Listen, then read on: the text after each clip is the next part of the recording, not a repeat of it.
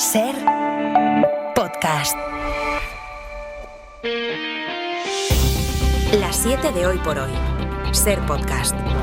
Hola, muy buenos días. La coalición de gobierno atraviesa una nueva crisis interna después de que ayer adelantáramos aquí en la SER que el Ministerio del Interior había decidido seguir adelante con la compra de 15 millones de balas a Israel. Una compra de casi 7 millones de euros cuyo contrato el gobierno se comprometió a rescindir hace meses por la masacre que está llevando a cabo el ejército israelí en Gaza. La cuestión es que Interior decidió finalmente ejecutar ese contrato la semana pasada. Aseguran que por recomendación de la Abogacía del Estado, y esto ha provocado un enfado enorme en su socio de gobierno, en Sumar, que muy molestos ya por el aumento del gasto de defensa llegaron ayer incluso a dejar la puerta abierta a salir del gobierno. Lo hizo Enrique Santiago, diputado de Izquierda Unida, que horas más tarde ya rebajaba el tono. De hecho, anoche en hora 25, el secretario general de Izquierda Unida, Antonio Maillo: vamos a esperar a ver lo que hace el Ministerio del Interior y en todo caso resolveremos como consideremos. Nosotros queremos mantener el gobierno de España y seguir haciendo reformas sociales y de calado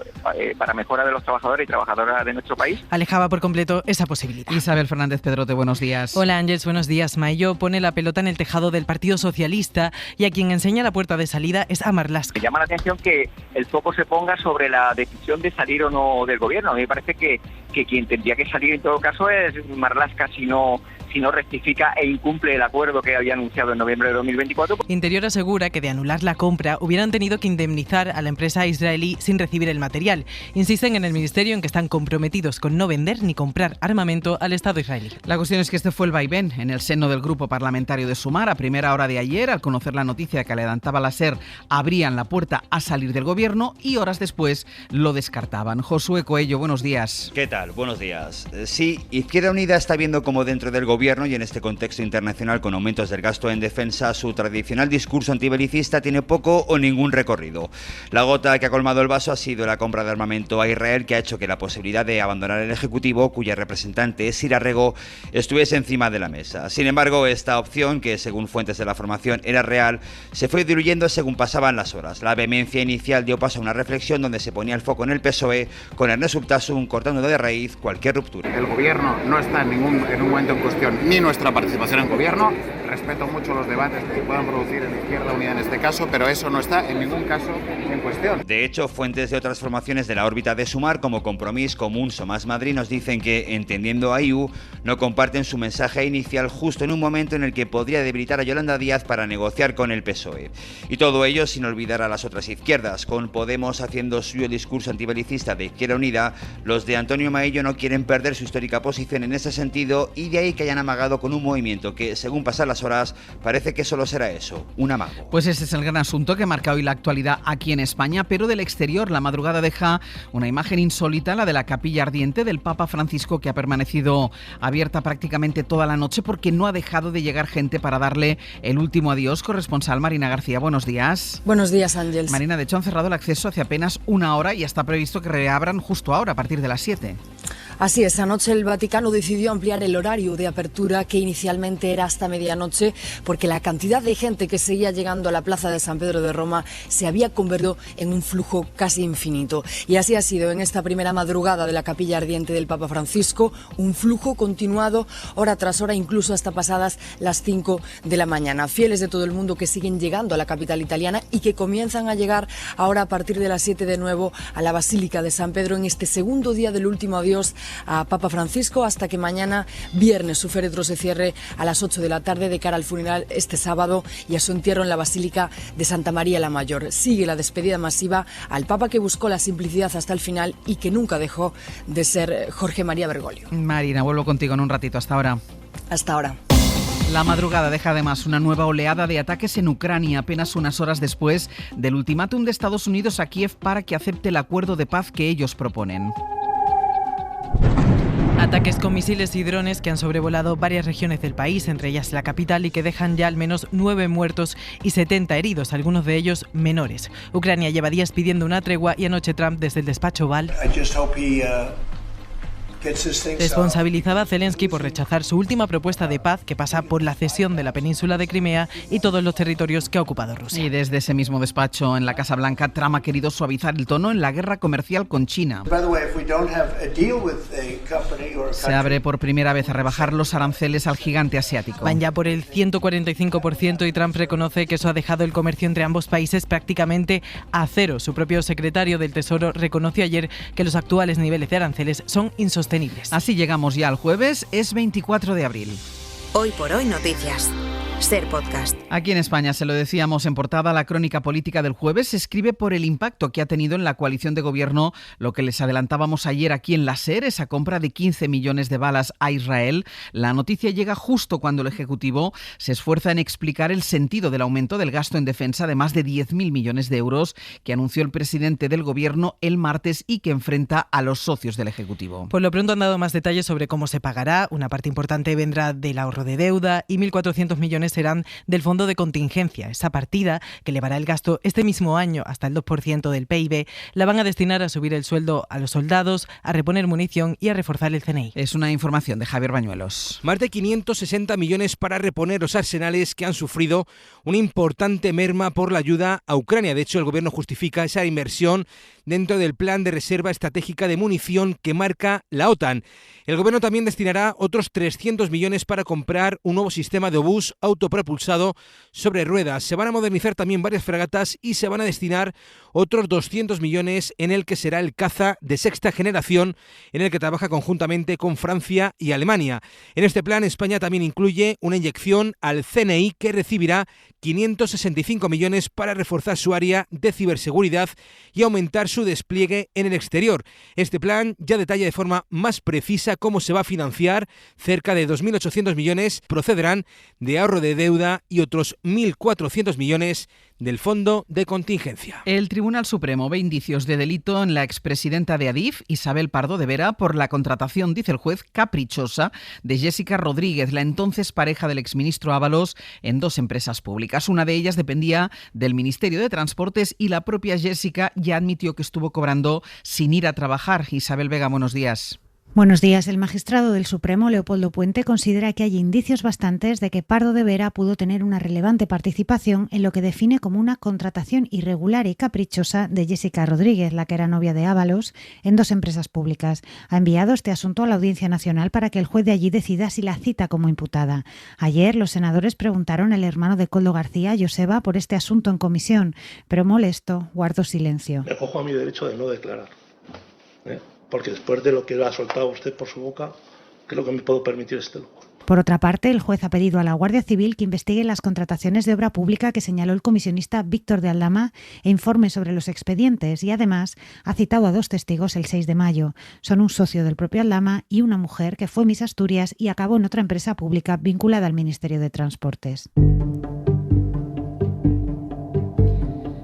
En la agenda del día, el ministro de Economía, Carlos Cuerpo, ha vuelto a Washington para reunirse hoy con el representante de Comercio de Estados Unidos en plena crisis arancelaria. Solo una semana después de su encuentro con el secretario del Tesoro, el que dijo que acercarse a China era como cortarse el cuello, Cuerpo vuelve para insistir en que Europa tiene la mano tendida para la negociación con la administración Trump. Jordi Fábrega, buenos días. Buenos días. Será la segunda reunión del ministro de Economía con un alto cargo de la administración Trump en plena negociación de aranceles. Carlos Cuerpo se entrevista este jueves con el responsable de Comercio de Estados Unidos, Jamieson Greer, en una reunión en la que se analizarán tanto las relaciones comerciales entre Estados Unidos y España como también las posibilidades de inversión, explica el ministro. Creemos que es importante seguir avanzando en la redefinición, en conseguir afianzar estos lazos en materia comercial, pero también de inversión. El stock de inversión estadounidense en España está en torno a los 115.000 millones de euros, por lo tanto hay mucho que proteger y mucho que seguir ganando de la profundización de esta relación. Greer está aprovechando que muchos ministros europeos están estos días en Washington por la Asamblea del Fondo Monetario Internacional para reunirse con ellos en unos contactos que también sirven para pulsar el estado de las negociaciones comerciales entre Estados Unidos y la Unión Europea para evitar la aplicación de nuevos aranceles. Y la otra cita diplomática estará en Londres. Allí se van a reunir la presidenta de la Comisión Europea, Ursula von der Leyen, y el primer ministro británico, Starmer. Encuentro que llega cuando falta menos de un mes para la cumbre bilateral entre la Unión y Reino Unido, prevista para el 19 de mayo. Será la primera desde el Brexit. Corresponsal en Londres, Lucas Font. La reunión de este jueves entre Starmer y von der Leyen servirá como preparación para la cumbre bilateral que el Reino Unido y la Unión Europea mantendrán a mediados de mayo. Los dos líderes tienen previsto debatir asuntos relacionados con la energía, la seguridad y la defensa en plenas conversaciones entre Estados Unidos y Rusia para poner fin al conflicto en Ucrania. Tenemos que reconocer que estamos entrando en una nueva era en la que todos los europeos tenemos que dar un paso al frente en materia de seguridad y defensa, ha dicho Starmer, quien ha apostado también por una mayor cooperación económica y comercial con Bruselas. El Reino Unido está tratando de materializar este acercamiento sin incomodar a Estados Unidos, con quien está manteniendo conversaciones para cerrar un acuerdo comercial que reduzca los aranceles de Donald Trump a las exportaciones británicas. Hoy por hoy noticias. Ser Podcast. En Colombia está generando un gran revuelo la carta escrita por el ex canciller de Gustavo Petro en la que acusa al presidente de tener problemas de drogadicción. Una acusación que Petro niega rotundamente, pero que la oposición colombiana pretende que se investigue en el Congreso. Bayo. Sí, es una carta de 4 folios publicada en X en la que el ex canciller Álvaro Leiva revela que el presidente Petro desapareció por 2 días durante un viaje oficial a Francia en 2023. Leiva señala sin tapujos que fue ahí donde descubrió que Petro supuestamente tiene problemas con las drogas de los que dice nunca se ha repuesto. Petro se ha defendido asegurando que aprovechó ese viaje para visitar a su familia, que vive en París y que siempre estuvo vigilado por el servicio secreto francés y que si es adicto, lo es al amor. El amor, indudablemente, nos enamoramos mucho. Voy a decir que somos adictos al amor. A menos de 1 año y medio para las presidenciales de 2026, estas acusaciones del exministro de Petro suponen un duro golpe para las aspiraciones de reelección del actual mandatario colombiano, el primer presidente de izquierdas del país.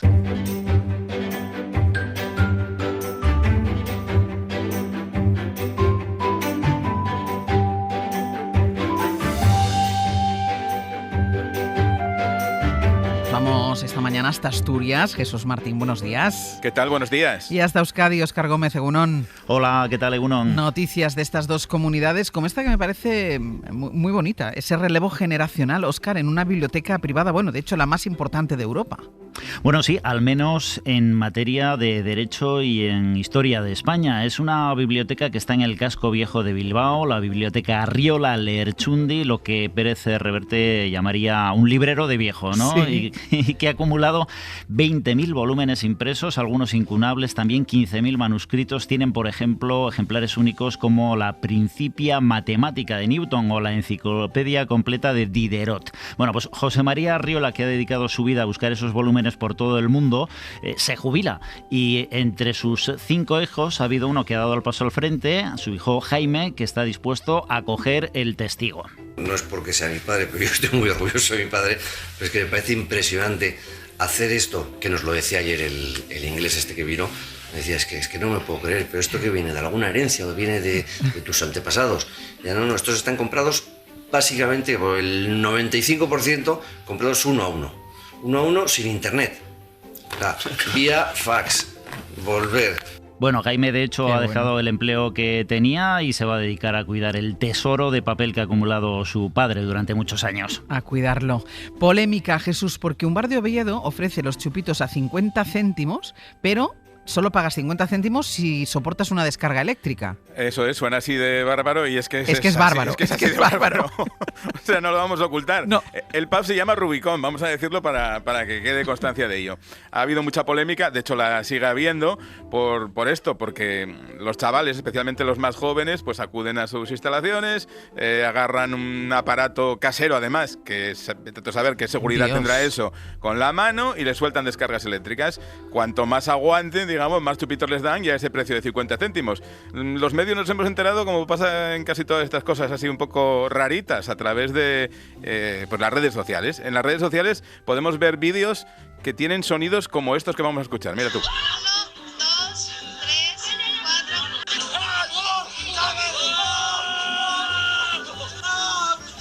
4. La policía debería actuar ya. Claro, de hecho el Ayuntamiento de Oviedo ya ha puesto en marcha una investigación desde el Departamento de Seguridad Ciudadana a ver qué pasa, aunque también echan un poco balones fuera y dicen que es cosa de la Consejería del Principado, vamos.